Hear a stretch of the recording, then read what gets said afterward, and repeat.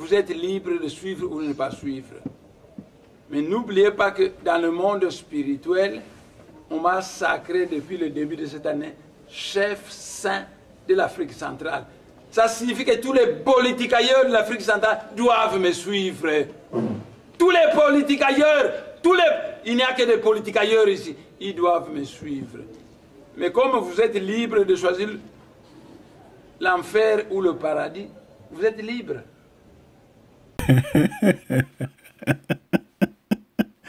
Ah, ça casse les côtes, franchement. Chef spirituel avec une épée sur la table. Chef spirituel de l'Afrique centrale. C'est grand, hein? C'est très profond, ça. C'est très profond. Bien, il a dit, on ne peut peut-être pas le contester, mais nous voyons, nous entendons et nous avons le discernement. Chers frères et sœurs, chers bénis de Yah, toutes les fois que le nom de Yah soit sanctifié, toutes les fois que son règne vienne, que sa volonté se fasse, la nôtre serait que Yah puisse appauvrir le sol africain. Oui, le sous-sol africain.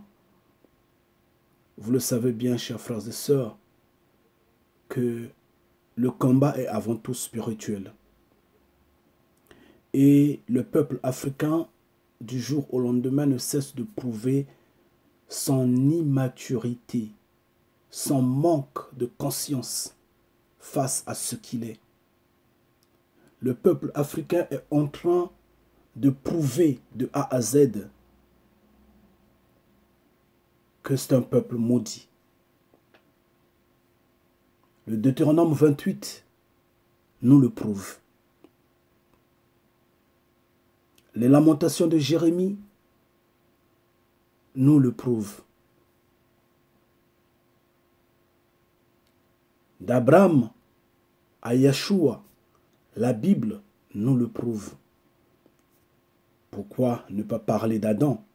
Si bien que, chers frères et sœurs, si nous continuons de lutter comme le monde nous présente la vie, nous finirons toujours esclaves, jamais ne serons libres. Ça se prouve sur le terrain. Nous sommes en train de voir la confusion, ça et là. La confusion totale. Mais il n'y a qu'une porte de sortie. C'est Yah. Yah est la solution. Si le monde doit exister encore, je ne sais, 20 ans, un siècle, 2 siècles, ou je ne sais combien de temps encore, il faudrait que Yah soit au milieu de nous pour que nous soyons totalement libres. Et comme le combat est spirituel, alors nous ne pouvons que nous battre en esprit. Et en nous battant en esprit, nous demandons à Yah d'appauvrir le sol, le sous-sol africain. Que la crise devienne de plus en plus dure. Je parle bien de la crise des minerais dans le sous-sol. Qu'il y ait tarissement, sèchement des matières premières. Puisque ceux qui ont tête, ces nègres de maison qui sont à la tête de nos États, ces nègres de maison qui complotent pour détruire le peuple africain, pour détruire l'homme noir. Mais si, et seulement si, que ce sous-sol la tarissait totalement, le lien, la relation, les relations nocturnes entre les dirigeants occidentaux et les dirigeants africains seront coupées. Ces relations-là vont perdre la force et ils seront abandonnés. Et peut-être en ce temps, le peuple sera affranchi. Peut-être. Voilà pourquoi notre souhait est que Yah puisse appauvrir le sous-sol africain. Et que cela soit notre prière. Mais entre-temps, nous n'oublions pas que nous ne sommes pas de ce monde-là. Nous vivons sur terre, mais nous ne sommes pas de la terre. Nous ne sommes pas de ce monde-là. Et donc, notre souhait serait plus que Yah apporte la fin. Oui, que Yah apporte la fin. Que Yah nous affranchisse. Que Yah nous libère. Oh Père, il y a tellement assez à demander à ce sujet que nous sommes dans la confusion totale. Mais notre souhait serait que tu te lèves avec nous. Bien sûr, qu'en prouvant au reste du monde que tu es l'alpha et l'oméga, que ton peuple est noir, que le peuple hébreu est noir, que ton peuple est de l'Afrique, il est d'Afrique, et que tu l'as touché dans son sein. Je souhaiterais que tu le prouves au reste du monde. Le reste du monde qui s'est armé nucléairement, atomiquement, qui s'est armé avec des rayons, des faisceaux et autres, qui s'est armé pour tout écraser. Nous n'oublions pas la force de la quatrième bête. Nous la connaissons, cette force-là. Nous connaissons bien à quel point cette bête-là peut frapper. À quel point cette bête-là peut détruire. Mais n'empêche que nous l'affrontons. N'empêche que nous puissions affronter cette bête-là. Mais nous n'allons pas l'affronter physiquement, musculairement. Non, pas du tout. Sinon, ce serait une grande erreur. Et alors, nous nous levons spirituellement. Mais spirituellement, il faudrait qu'il y ait une maturité. Un peuple avancé. Oui. Pas un peuple qui s'endorme derrière tout ce qui est à la vitesse du Vatican. Regardez vos pasteurs. Regardez vos prêtres. Regardez vos religieux, vos guides religieux. Ils vous embrouillent. Prenons par exemple le cas de Nemwanda Nsemi. Peut-être que vous ne le connaissez pas, mais nombreux le connaissent. Ceux du Congo, de la RDC le connaissent très bien. Si vous suivez son discours, c'est un discours succulent. Il vous détaille des faits qui vous laissent vraiment à réfléchir. Mais quand vous allez dans la profondeur de ces dires, vous vous en rendez compte que c'est un trompeur. C'est le nom qu'a donné le papa et la maman à leur garçon. Quand le papa et la maman appellent leur garçon Hippolyte Kanambe, ce n'est pas une injure publique. Si Nemwanda Nsemi l'appelle Hippolyte Kanambe, ça devient une injure publique. Eh, vous connaissez le français? Demandez aux Français si appeler un enfant par le nom que lui a donné son papa et sa maman, c'est une injure publique. Mais moi, je n'ai plus le temps de discuter avec vous. Je suis prêt à frapper n'importe qui.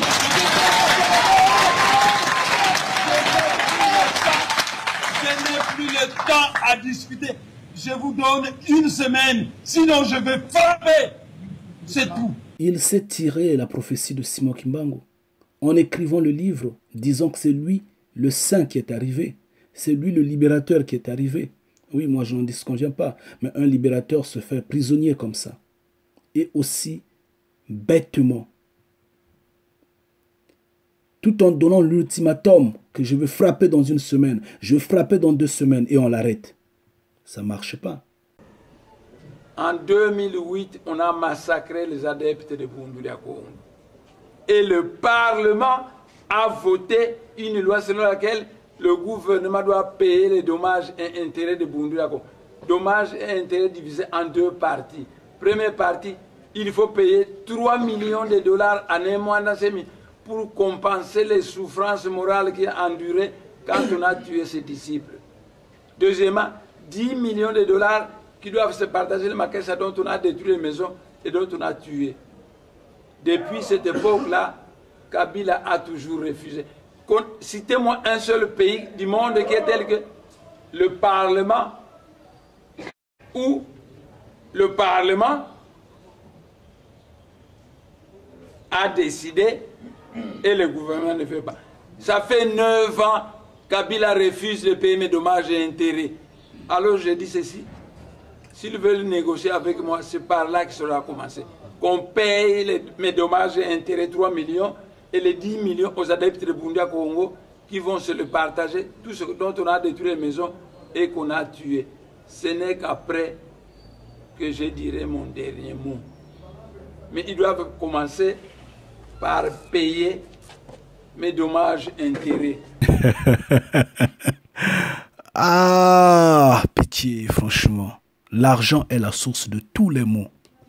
L'argent est la source de tous les maux. Voyez, c'est ça, vos leaders religieux.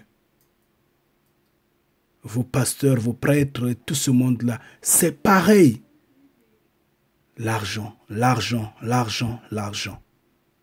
Et où est Ya à l'intérieur?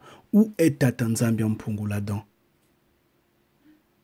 Où est sa présence là-dedans? Où est la vérité? Mais nous savons qu'on nous dit l'argent est la source de tous les maux. Et en réclamant l'argent, voyez là où il est maintenant. C'est ce qu'il dit, qu'il n'a pas été la lumière. Il n'a pas été la lumière. Et là où c'est bizarre, là où les gens manquent de connaissances, c'est quoi? Il faudra noter que Ya n'est pas écuméniste. Mais quand on écoute son discours, qu'est-ce qu'il dit? Il a prié, je ne sais pas, Mohamed, il a prié Bouddha, il a prié Krishna, il a prié la confusion totale. Là, c'est le communisme. Ça s'entend que Ya n'est pas au milieu, c'est pas ça, c'est pas lui le libérateur. Mais n'oubliez pas que la nuit, moi j'ai invoqué Sana Kumara, Osiris, Fumukimbangu, Ramakrishna, Mohamed, le Maître Jésus. J'ai invoqué tous les dieux du ciel. Et ils m'ont répondu la nuit. Ce qu'ils attendent maintenant, c'est à vous à faire le choix. Si vous voulez le feu, vous le choisissez. Si vous voulez l'eau, vous le choisissez. Si vous voulez l'enfer, vous le choisissez. Le paradis, vous le choisissez. Si vous voulez suivre le chef saint de l'Afrique centrale, alors c'est le paradis. Mais si vous voulez continuer à souffrir, aller en enfer, en étant vivant, c'est votre problème. Ça casse les côtes, franchement. Et je vous le dis toujours que tout ce qui a la vitesse occidentale ne pourra jamais vous franchir. Nous, bénis de Ya, ne nous en passons pas de ce qui est le développement, la technologie, la science. Parce que nous savons que notre créateur, Ya bien sûr, est scientifique. C'est le premier scientifique. Et il est le dernier scientifique. Et c'est grâce à la science qu'il nous a créés. Nous le savons, nous le connaissons. Et nous nous disons toujours, tant que notre Père a dit qu'il n'est pas bien pour un homme de vivre sans science, ça s'entend que la science compte beaucoup. Mais sauf que la science sur Terre est une science corrompue. Tout ce monde-là qui pense que l'Afrique va diriger bien après la Chine dorme. Parce qu'il n'y a pas d'issue de sortie. Vous n'avez pas d'armes nucléaires, vous n'avez pas d'armes atomiques, vous n'avez pas des armes de dissuasion, vous n'avez rien du tout. Vous allez diriger comment? Vous allez diriger devant qui? Devant la quatrième bête, mais elle va vous écraser. Ça, vous devrez le connaître. Et Némoandansemi, ne connaissant pas la quatrième bête, s'est levé en luttant contre la quatrième bête. Et voyez ce qui est arrivé. Parce que Daniel disait que cette bête-là écrase tout. Et l'apôtre Paul a dit, nous tant avec les dominations, les chefferies de ce monde-là. Mais le combat est avant tout spirituel. Et lui, il a entraîné les gens comme lui-même dans un combat d'orgueil, d'imagination, un combat primaire. Et ainsi, l'Afrique ne pourra jamais être libre. Parce que quoi? Tellement entouré par des nègres de maison, tellement entouré par des gens qui sont un peu trop traditionnels et ignorants, tellement entouré, par des gens qui croient au mysticisme, ne sachant pas que le monde évolue technologiquement, scientifiquement, et que nul n'est plus puissant que la science. Jamais à ce point nous allons nous libérer. Mais si l'on comprend que tout cela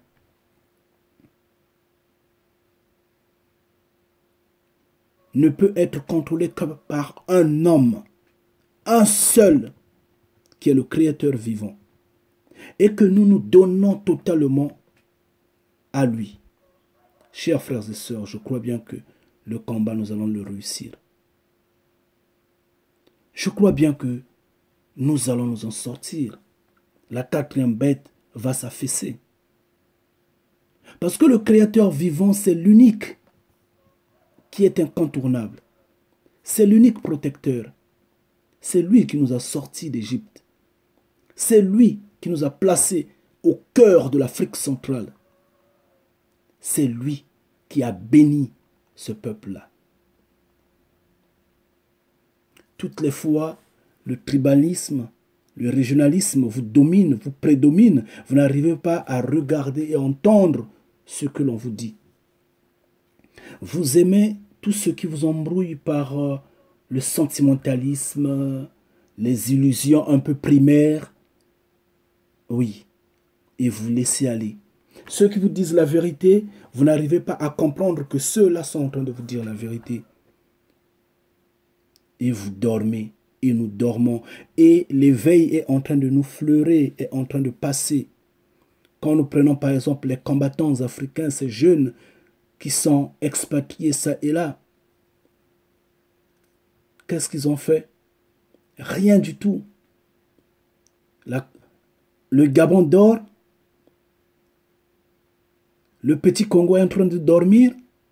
Le grand Congo, le 19 décembre, a bien dormi comme un bébé, franchement. C'est dommage. Le Cameroun n'y a rien. Et cependant, qu'est-ce qui va affranchir l'Afrique? La Côte d'Ivoire qui essaie un peu de se débattre est entourée des traîtres. À tel point que tous ces peuples qui sont autour dorment. Qu'est-ce qui va affranchir? Et ça viendra des Caraïbes? Et ça viendra des États-Unis? Je ne pense pas. Ceux qui sont aux États-Unis s'endorment avec des Coca-Cola et des poulets, des frites et autres. C'est dommage. Un peuple qui dort et qui ne comprend toujours pas. Les années passent, les siècles sont en train de passer. Nous ne faisons que accumuler des temps. Nous sommes en train de grandir. Jusqu'à ce que la terre est en train de passer, ce peuple-là n'arrive pas à comprendre. Ce n'est que Yah seul qui peut nous sauver. Mais est-ce que celui qui boit son alcool, celui qui est accro à la prostitution, celui qui trouve que la vie est dans le chanvre,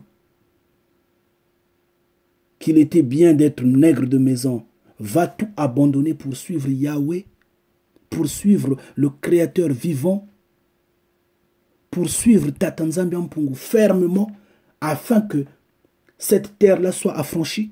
Là, c'en est la question. Est-ce que celui qui est habitué à prendre ses dîmes, ses quêtes, va les abandonner pour vraiment se consacrer à ce qui est totalement bénévole, ce qui est totalement gratuit, ce qui est totalement neutre? Est-ce qu'il va les abandonner? Vous voyez bien que la confusion est totalement là. Et jamais ce peuple-là ne sera affranchi. Jamais. Je vous le dis. Tant que vous n'écoutez pas ce que moi je vous dis, moi béni de Yah. Tant que vous n'écoutez pas, tant que vous ne suivez pas ce que je dis, ce peuple-là ne sera pas affranchi. C'est quand même bizarre. Vous voulez être libre, mais vous n'avez pas l'esprit de sacrifice. Vous ne pouvez pas rester une journée affamé, 2 jours affamé. Vous ne pouvez pas vous lever pour votre cause, votre propre cause. Vous ne pouvez pas vous lever. Vous ne pouvez pas vous asseoir à la maison. On est en train de vous tuer, de vous malmener, de vous matraquer, de vous violer. Mais vous ne pouvez pas vous asseoir à la maison pour autant dire que nous n'allons pas toucher à tout ce qui fait tourner ce système-là. Cette machine qui nous broie, nous n'allons pas la faire tourner. Vous assis à la maison 2 jours, 1 semaine, vous savez ça coûte combien? Combien en argent, en énergie? Et quelles sont les répercussions que ça peut créer sur vous en termes de liberté? Vous ne réalisez rien du tout. Vous n'avez pas cette force de prendre en valeur qui vous êtes. Le poids de la liberté, vous ne la connaissez pas jusqu'alors. Et vous dormez. Vous continuez à dormir. Et vous voulez être libre. Quand un se lève, vous raconte des choses qui vous plaisent, qui vous font dormir, des théories primaires, vous êtes content. Mais au final, la nature elle-même vous prouve que cette personne-là parlait en vain, que en cette personne-là, il n'y avait pas la vérité. Mais les initiatives, vous pouvez les créer pour être libre. Qui va vous libérer? Qui va vous affranchir? Continuez de dormir. Et là, voyez ce qui se passe maintenant. Toutes les fois que Yah ait pitié de vous, toutes les fois que Yah vous éveille, mais, chers frères et sœurs, Yeshua avait dit, quel que soit le temps que ça va prendre, le maître de la moisson finira par rendre justice. Et donc, la fin est là. Et nous allons la porter. Bien sûr, par la grandeur de notre Père. Soyez bénis. Ngeta.